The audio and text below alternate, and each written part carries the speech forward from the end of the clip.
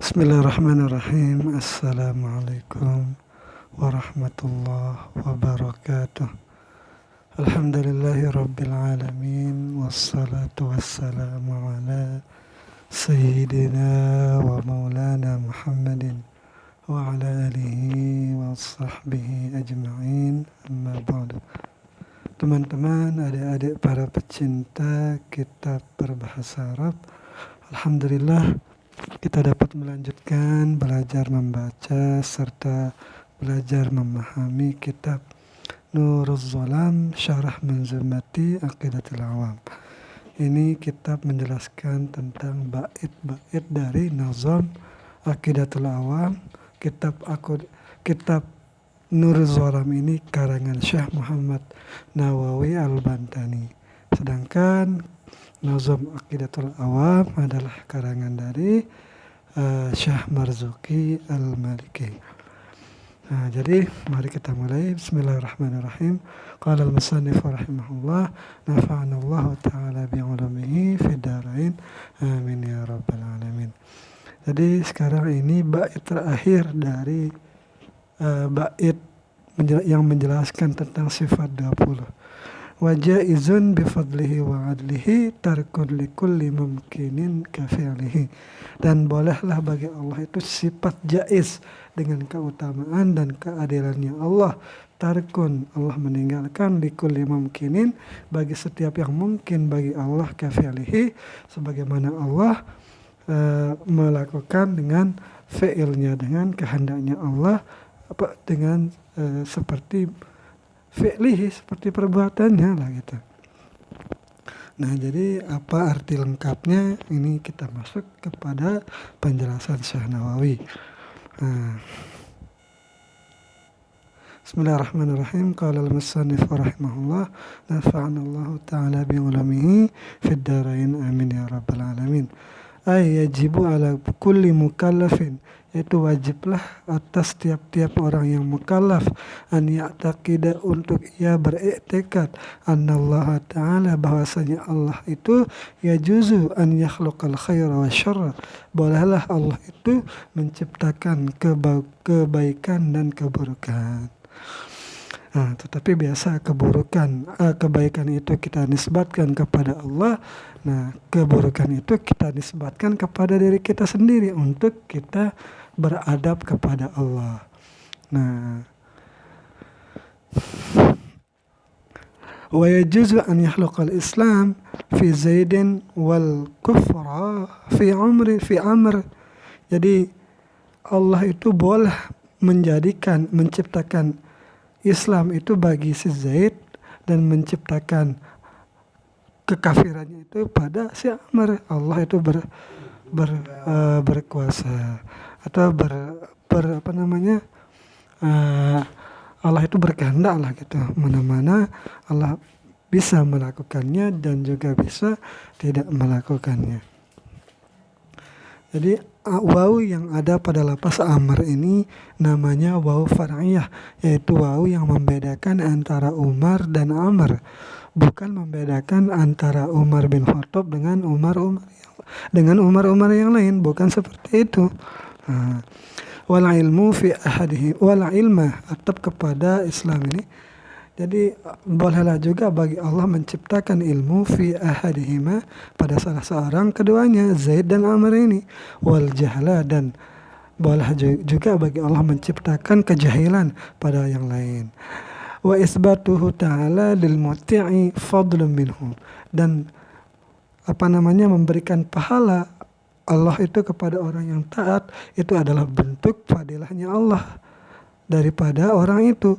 Wa iqabuhu, dan siksanya Allah itu lil asi, bagi orang yang bermaksiat, itu adalah adalun minhu, adalah keadilan dari Allah.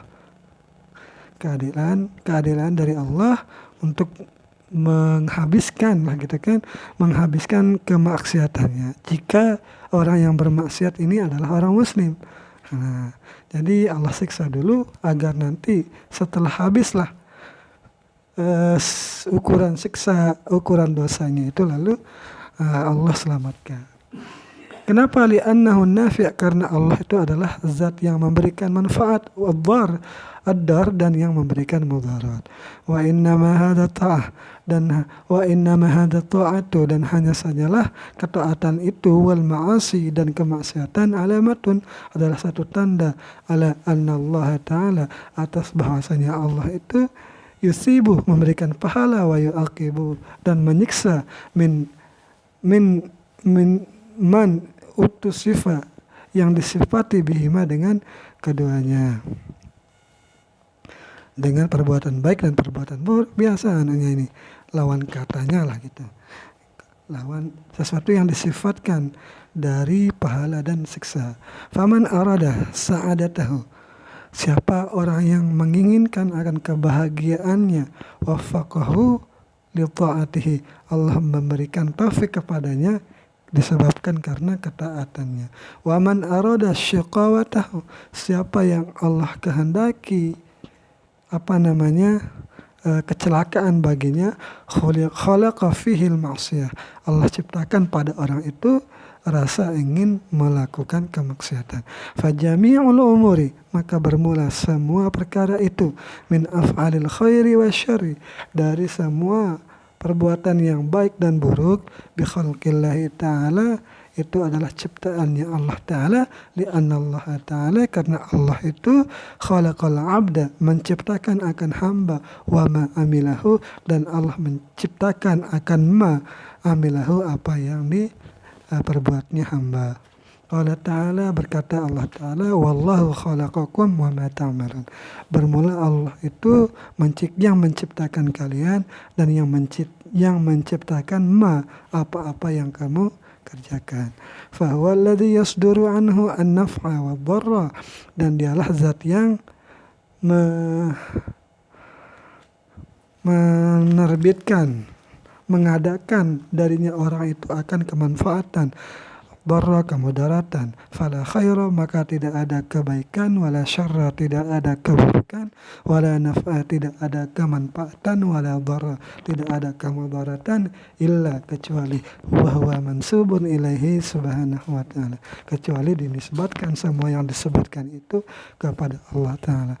Fahina izin, maka ketika itu, yang bagi lil abdi, sepantasnya lah bagi seorang hamba, ayyakuna i'timaduhu alaihi ta'ala wahdah, sepantasnya lah bagi seorang hamba itu untuk ia menjadikan Allah sebagai satu-satunya pegangan dalam hidupnya.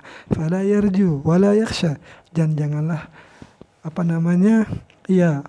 hamba itu takut, berharap dan takut, ahadan, kepada selain Allah, gairahu, selainnya ta'ala. Wahukia, dan dikisahkan, ada kisah ini, an Sayyidina Musa alaihissalam, dari kisahnya Nabi Musa alaihissalam. Apa kisahnya?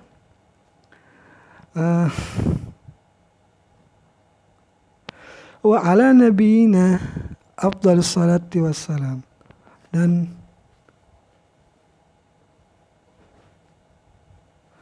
ini apa maksudnya ini, ala nabiyina, atas nabi kita, afdalus salatu wassalam. Mungkin ini cerita dari Nabi Muhammad, mungkin ini. Nah,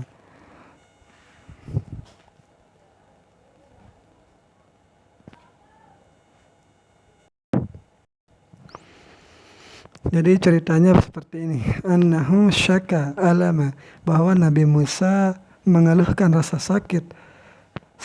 Rasa sakit apa? Alama sinihi, yaitu rasa sakit giginya, ilallahi ta'ala, kepada Allah Ta'ala. Jadi Nabi Musa mengeluhkan sakit giginya kepada Allah.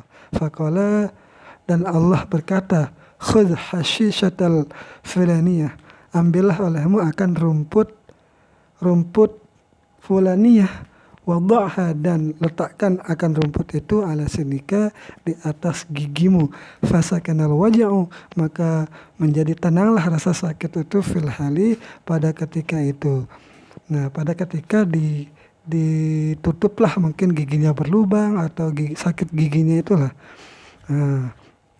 Tsumma ba'da muddatin, kemudian setelah beberapa masa, ada zalikal wajhu, kembalilah rasa sakit itu, rasa sakit giginya. Fa akhadha tilkal hashishah, maka Nabi Musa mengambil hasyisyah, yaitu rumput yang sudah pernah dipakai itu.